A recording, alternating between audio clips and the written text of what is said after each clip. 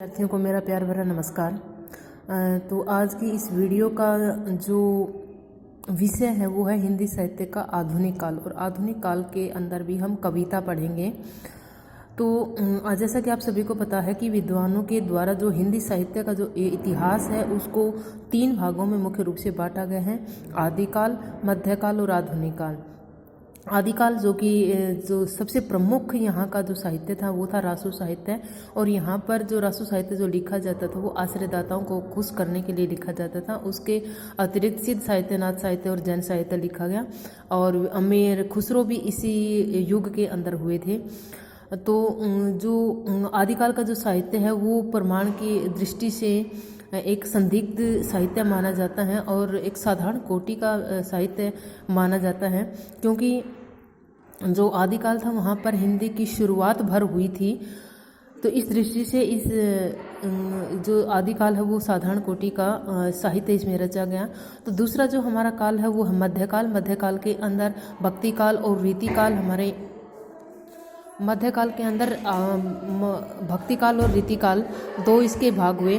तो जो भक्ति काल है उसके अंदर काफ़ी सारे कवि हुए, जैसे कबीरदास और सूरदास, तुलसीदास, और उन्होंने भक्ति से संबंधित रचनाएं लिखी, जिसके कारण और उन्होंने समाज को सुधारने का प्रयत्न किया, जिसके कारण भक्ति काल को स्वर्ण युग भी कहा जाता है। उसके बाद रीति काल का हम जिक्र करते हैं। तो रीति काल जो है उसके अंदर, क्योंकि मुसलमानों का शासन था और मुसलमान भारतीय जनता के ऊपर लगातार अत्याचार कर रहे थे, तो जो कवि थे वो सिर्फ दरबारी काव्य तक सीमित रह गए थे और अपने आश्रयदाताओं को खुश करने के लिए वो रचनाएं लिखते थे। जब उनके आश्रयदाता, क्योंकि जो ये रीतिकाल का जो युग था वो सुरा और सुंदरी का युग था, यानी कि सुरा है शराब और जो सुंदरी है वो स्त्री। तो यहाँ के उस समय के जो राजा थे वो लगभग सुरा और सुंदरी में डूबे रहते थे, और जो कवि थे वो राजा को खुश करने के लिए लगातार उनके लिए काव्य रचना कर रहे थे। तो इस दृष्टि से जो रीतिकाल का काव्य है इसको श्रृंगारिक काव्य माना जाता है। लेकिन जब आधुनिक युग की शुरुआत हुई, यानी कि 1857 की क्रांति से इस युग की शुरुआत होती है, तो आधुनिक काल के अंदर जो पहला हमारा एक प्रश्न है उसका नाम वो प्रश्न है आधुनिक हिंदी कविता के क्रमिक विकास का परिचय दीजिए, या फिर आधुनिक हिंदी काव्य और उसकी विभिन्न काव्यधाराओं का संक्षिप्त वर्णन कीजिए। यानी कि रीतिकाल से पहले जो साहित्य लिखा गया वो श्रृंगार प्रधान, आधुनिक काल से पहले जो साहित्य रचा गया वो श्रृंगार प्रधान रीतिकाल का काव्य था, और आश्रयदाताओं को खुश करने के लिए ये सब साहित्य लिखा गया था। लेकिन जब 1857 की क्रांति हुई, 1857 का प्रथम स्वतंत्रता संग्राम हुआ, तो लोगों को स्वतंत्रता के महत्व का पता लगा और उन्होंने जो स्वतंत्रता के लिए है प्रयत्न करने शुरू कर दिए। तो जो कविता है वो दरबारी काव्य से हट करके जो व्यक्ति का जो आम जीवन है उससे वो कविता पहली बार जुड़ी थी, और जो पुरानी रूढ़ियाँ जो थी अपने आश्रयदाताओं को खुश करने की, वो जो रूढ़ियाँ हैं वो आधुनिक काल के अंदर समाप्त हो गई। तो आधुनिक काल जो है उसको गद्य काल भी कहा जाता है, क्योंकि आधुनिक काल से पहले जो काव्य रचना, जो भी साहित्यिक रचना की जाती थी वो काव्य के अंदर, कविता के अंदर ही की जाती थी। तो पहली बार आधुनिक काल में जैसे कि उपन्यास है, नाटक है, कहानी है, उन सभी का जो श्रीगणेश है वो आधुनिक काल के अंदर हुआ। इस कारण से आधुनिक काल को गद्य काल का नाम भी दिया जाता है। तो गद्य काल के बारे में आप सभी 4th सेम के अंदर पढ़ चुके हों। तो अब जो हमारा है आधुनिक काल की कविता के बारे में हम पढ़ेंगे कि आधुनिक काल के अंदर किस तरह की रचना लिखी गई।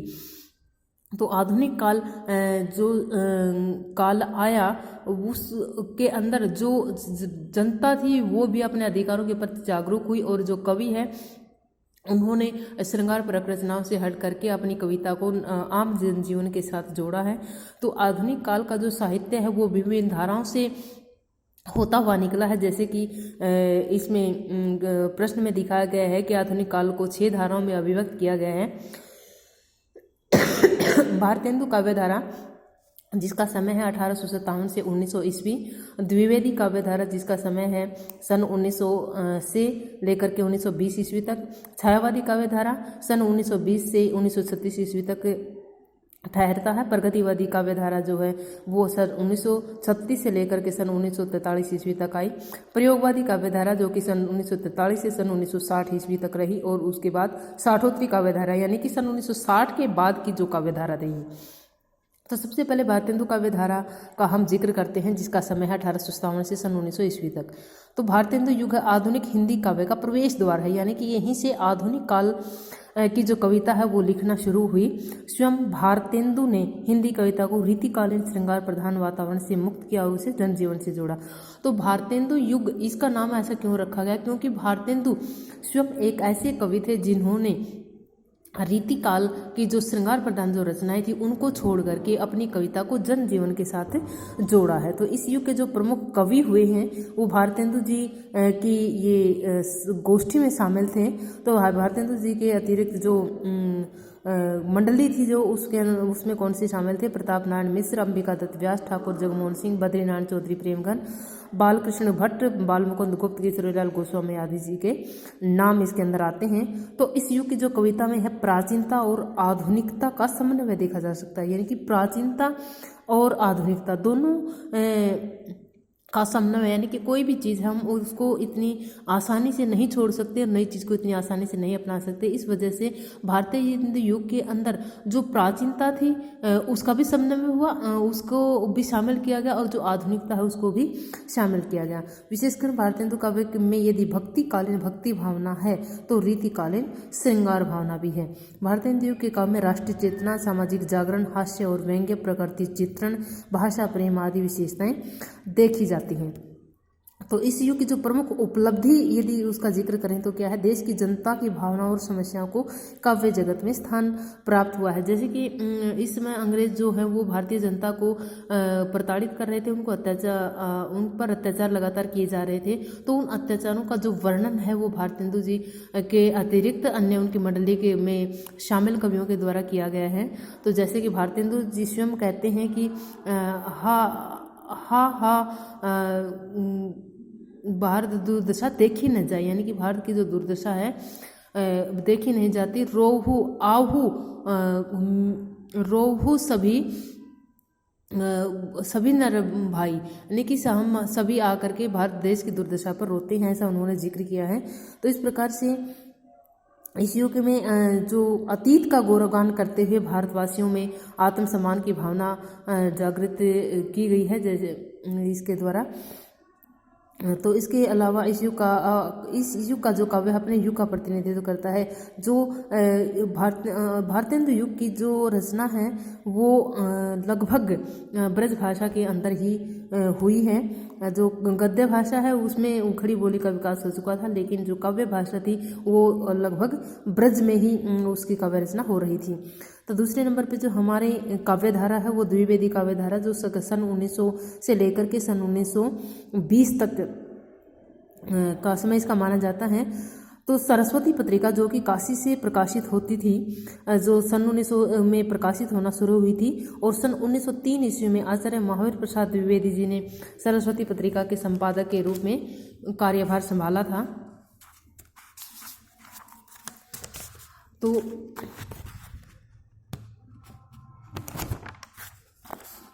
उसके बाद यह जो युग है वो खड़ी बोली का युग माना जा सकता है, क्योंकि इस काल में जो खड़ी बोली के साहित्यिक रूप का विकास हुआ, यानी कि आधुनिक काल में जो भारतेंदु युग था उसके अंदर जो काव्य रचना थी वो अभी भी ब्रज भाषा के अंदर ही हो रही थी, लेकिन द्विवेदी युग में आकर के जो काव्य था वो भी ब्रज भाषा के अंदर लिखा जाने लगा। तो महावीर प्रसाद द्विवेदी जी के अतिरिक्त जो उनकी मंडली में शामिल जो कवि थे उनका नाम है श्रीधर पाठक, अयोध्या सिंह उपाध्याय, मैथिली शरण गुप्त, रामनाथ त्रिपाठी, सियाराम शरण गुप्त, रामचरित उपाध्याय, माखनलाल चतुर्वेदी आदि इस युग के प्रमुख कवि थे। तो इस युग को आदर्शवादी काव्यधारा का युग भी माना जाता है, क्योंकि जो इस समय जो श्रृंगार परक जो रचनाएं होती थी उनको भी शामिल नहीं किया जाता था।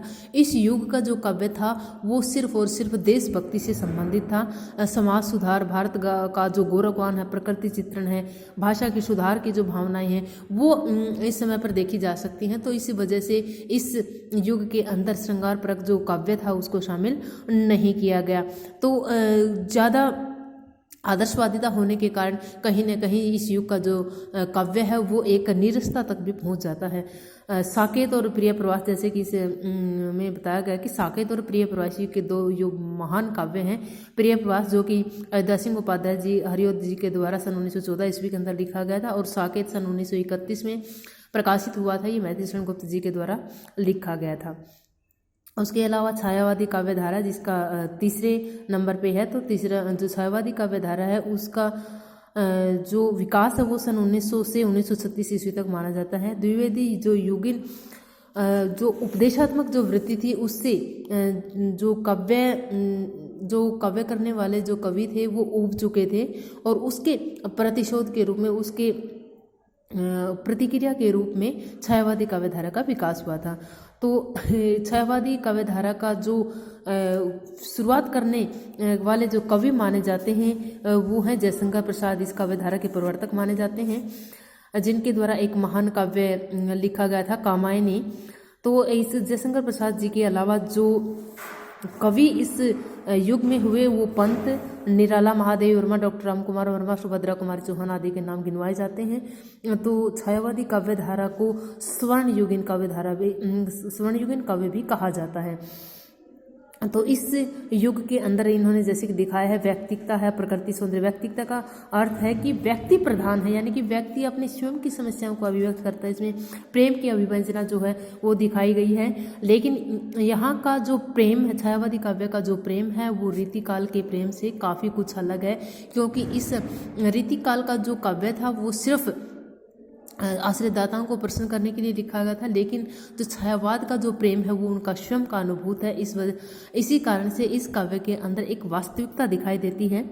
रहस्यात्मकता एक इसकी अन्य विशेषता है। रहस्यात्मकता का अर्थ है जब उस परमात्मा के साथ हम अपना एक अनन्य संबंध स्थापित करते दिखाई देते हैं, तो वो रहस्यात्मकता कहलाती है। तो प्रकृति का जो चित्रण है वो भी बहुत ही अनुभवी तरीके से इसमें काव्य में किया गया है। छायावादी कवियों ने भले ही प्रेम और श्रृंगार का वर्णन किया, लेकिन यह वर्णन मानसल न होकर के सूक्ष्म और उदात्त है। और इसके अलावा भारतीय अलंकारों के साथ साथ पाश्चात्य अलंकारों का भी खुल करके इसमें प्रयोग किया गया है। और छायावाद की जो प्रमुख जो रचनाएं आती हैं उनमें नाम है कामायनी, जो कि जयशंकर प्रसाद जी के द्वारा लिखी गई एक महाकाव्य था। पल्लव सुमित्रानंद पंत जी की कविता है ये।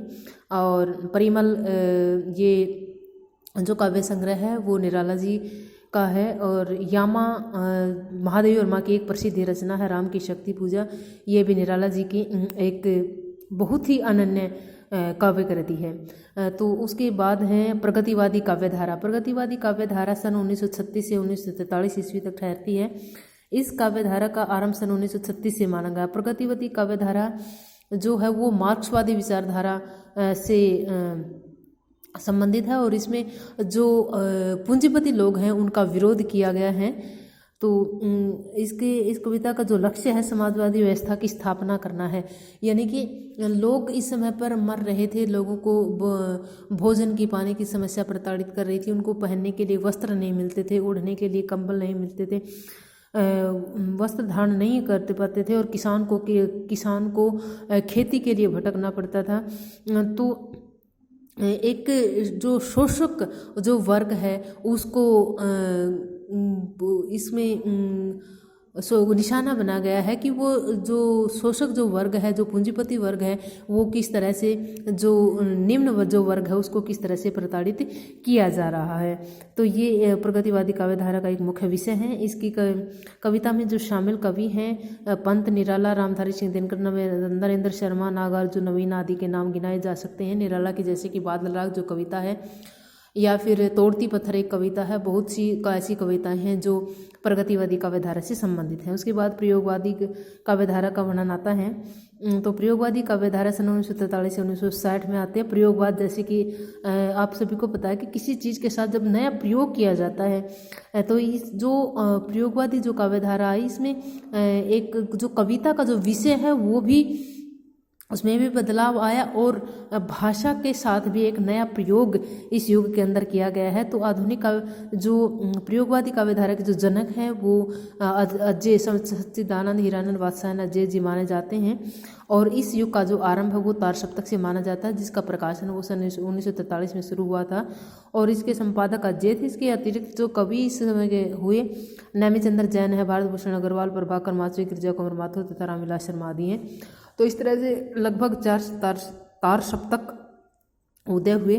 तो इस समय की जो कविता है वो एक मुक्त कविता कहेगी। इसमें सामाजिकता, निराशा, वेदना, नास्तिकता, आस्था, नास्ता, क्षणवाद की दिखाई गई है। तो नई भाषा, नई छंद योजना, नए उपमान और प्रतीकों का इस युग के अंदर प्रयोग किया गया है। इस वजह से इस काव्यधारा को प्रयोगवादी काव्यधारा का नाम दिया गया है। साठोत्तरीय समकालीन कविता यानी कि 60 के बाद की कविता, यानी कि इस कविता के अंदर एक अनास्था दिखाई देती है, क्योंकि जो भारतवासियों को ये आस्था थी कि जैसे ही हमारा देश अंग्रेज़ों से आज़ाद होगा तो हमें एक नई आज़ादी मिलेगी, हमें सुख सुविधाएं प्राप्त होंगी, लेकिन ऐसा कुछ नहीं हुआ। तो वो जो कुंठा है, वो अनास्था है, इस काव्यधारा के अंदर दिखाई जा सकती है। और समकालीन कविता के अंदर जो कवि हैं वो हैं केदारनाथ सिंह, लीलाधर जगोड़ी, मनोज सोनकर, बलदेव वंशी, कुमार विकल आदि जी के नाम गिनवाए जा सकते हैं। तो इस प्रकार से हम देखते हैं कि आधुनिक जो कविता है भारतेंदु युग से आरंभ होकर निरंतर प्रवाहमान है, गतिमान है। और हिंदी का कवि व्यक्तिगत सुख दुख का वर्णन करने में उलझा हुआ, लेकिन हिंदी कवि आधुनिक समाज और उसकी आवश्यकताओं से बेखबर नहीं है। समकालीन विषमताएं और विसंगतियां उसके काव्य में अभिव्यक्त हो रही हैं।